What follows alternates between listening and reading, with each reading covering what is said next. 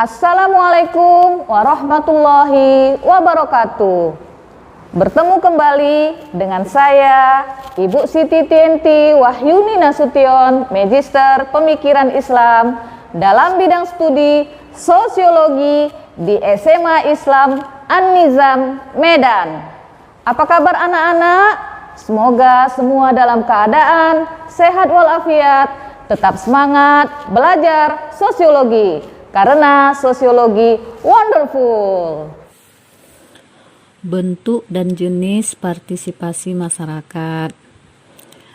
Anak-anak yang baik, seperti yang telah dijelaskan sebelumnya ya, keterlibatan masyarakat atau komunitas lokal dalam pemberdayaan sangat dibutuhkan.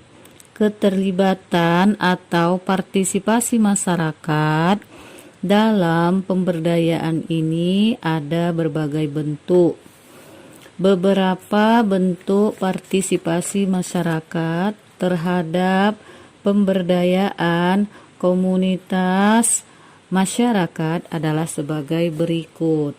Pertama, partisipasi uang, yaitu partisipasi dalam bentuk uang yang berguna untuk memperlancar usaha bagi masyarakat yang membutuhkan. Kedua, partisipasi harta benda, yaitu bentuk partisipasi dengan menyumbangkan berbagai alat-alat kerja untuk membantu masyarakat dalam melakukan kegiatan pemberdayaan. Yang ketiga, partisipasi tenaga, yaitu bentuk partisipasi berupa tenaga untuk melaksanakan usaha-usaha yang dapat menunjang keberhasilan atau program pemberdayaan. Yang keempat, partisipasi sosial, yaitu partisipasi yang diberikan oleh masyarakat sebagai bentuk rasa kekeluargaan atau perhatian untuk memotivasi masyarakat lain agar ikut berpartisipasi. Kelima, partisipasi pemikiran, yaitu partisipasi dalam bentuk sumbangan, gagasan, atau ide yang membangun yang dapat digunakan untuk menyusun program atau memperlancar pelaksanaan program. Keenam, partisipasi keterampilan, yaitu bentuk partisipasi berupa pemberian dorongan keterampilan kepada orang yang membutuhkan agar hidupnya lebih sejahtera. 7. Partisipasi representatif, yaitu partisipasi berupa pemberian kepercayaan kepada wakilnya yang duduk dalam kepanitiaan kegiatan pemberdayaan. 8. Partisipasi dalam proses pengambilan keputusan, yaitu masyarakat ikut terlibat dalam forum atau diskusi yang terkait dengan pengambilan keputusan. Nah, selain memiliki beberapa bentuk, partisipasi terbagi menjadi beberapa jenis menurut tokoh-tokohnya. Yang pertama, menurut tokoh Scratch. Scratch membagi partisipasi menjadi dua jenis, yaitu sebagai berikut. A. Partisipasi instrumental, yaitu melihat partisipasi sebagai suatu instrumen atau alat untuk mencapai sasaran. Dalam hal ini, partisipasi dipandang sebagai alat untuk mencapai suatu kebijakan. B. Partisipasi transformasional, yaitu partisipasi itu pada dirinya sendiri dipandang sebagai tujuan dan sebagai sarana untuk mencapai tujuan yang lebih tinggi, biasanya untuk perubahan dalam masyarakat. Berikut menurut tokoh DBWM van Dusseldorp. Dusseldorp membuat 9 jenis partisipasi dengan varian yang terkandung di dalamnya. A. Berdasarkan derajat kesukarelaan terdiri dari sebagai berikut. 1. Partisipasi bebas, yaitu partisipasi yang dilakukan secara sukarela, meliputi sebagai berikut. A. Partisipasi spontan, yaitu partisipasi berdasarkan pada keyakinan yang bersumber dari diri sendiri. B. Partisipasi terbujuk, yaitu partisipasi setelah teryakini oleh suatu proses pembujukan melalui pemerintah, lembaga sukarela baik dari dalam maupun luar masyarakat. 2. Partisipasi terpaksa, yaitu partisipasi yang dilakukan secara terpaksa, meliputi sebagai berikut. A. Partisipasi terpaksa oleh hukum, yaitu suatu partisipasi terjadi karena hukum memaksa orang untuk melakukan sesuatu. B. Partisipasi terpaksa karena situasi sosial ekonomi, yaitu suatu partisipasi terjadi karena keadaan sosial ekonomi memaksa seseorang untuk ikut serta dalam melakukan sesuatu. B. Berdasarkan cara keterlibatan terdiri dari sebagai berikut. 1. A. Partisipasi langsung, yaitu partisipasi seseorang yang dilakukan secara langsung tanpa diwakilkan kepada pihak lain.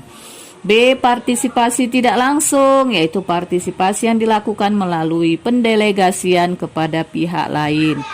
C. Berdasarkan keterlibatan dalam suatu proses terdiri dari sebagai berikut.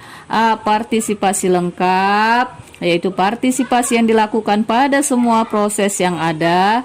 B. Partisipasi sebagian, yaitu partisipasi yang dilakukan pada sebagian dari proses yang ada.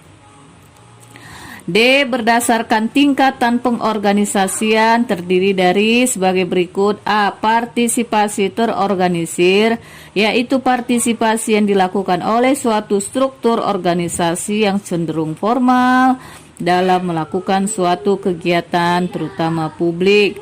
B. Partisipasi tidak terorganisasi, yaitu suatu partisipasi yang dilakukan secara temporer, tidak berkelanjutan dan tidak terstruktur jika ada struktur sangat longgar.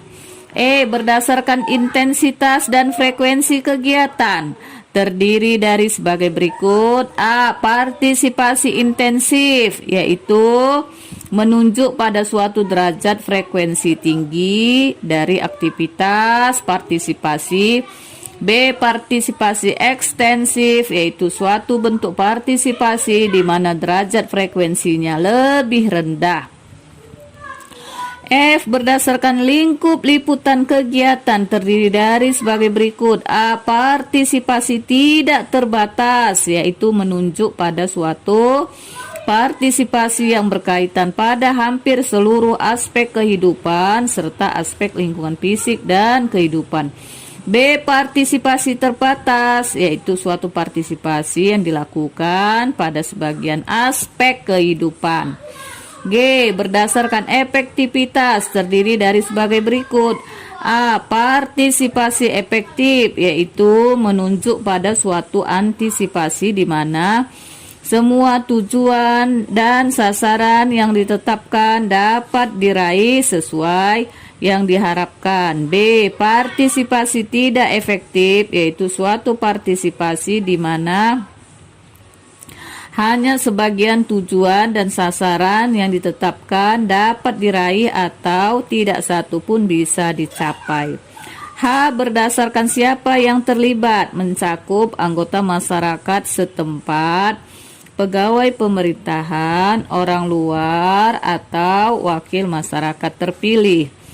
I. Berdasarkan model, terdiri dari sebagai berikut. A. Model pembangunan lokalitas, yaitu melibatkan masyarakat lokal dalam pembangunan untuk menumbuhkan energi sosial yang dapat menumbuhkan kemandirian lokal.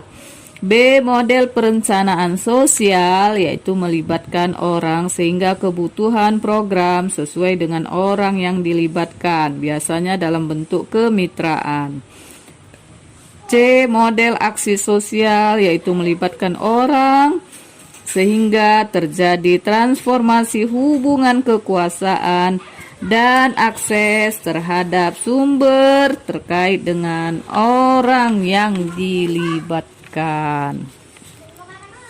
Jadi anak-anak yang baik, dengan demikian partisipasi publik merupakan suatu hal yang sangat penting dalam rangka menciptakan pemerintahan yang baik atau good governance. Dengan partisipasi publik tersebut akan tercapai suatu pemerintahan yang akuntabel dan transparan sebagai syarat utama terwujudnya pemerintahan yang baik untuk melindungi segenap bangsa Indonesia dan seluruh tumpah darah Indonesia, dan untuk memajukan kesejahteraan umum, mencerdaskan kehidupan bangsa, dan ikut melaksanakan ketertiban dunia yang berdasarkan kemerdekaan, perdamaian abadi, dan keadilan sosial akan tercapai seperti yang tercantum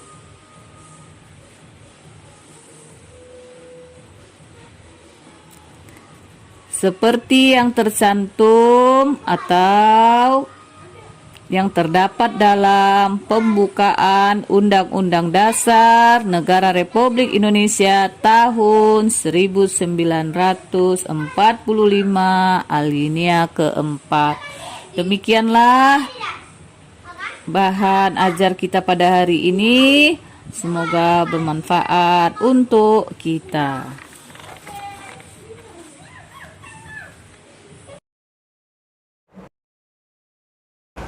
Demikian pembelajaran hari ini. Sampai jumpa di video pembelajaran berikutnya. Jangan lupa like, comment, and share video ini. SMA Islam An-Nizam, unggul, cerdas, Islami. Assalamualaikum warahmatullahi wabarakatuh.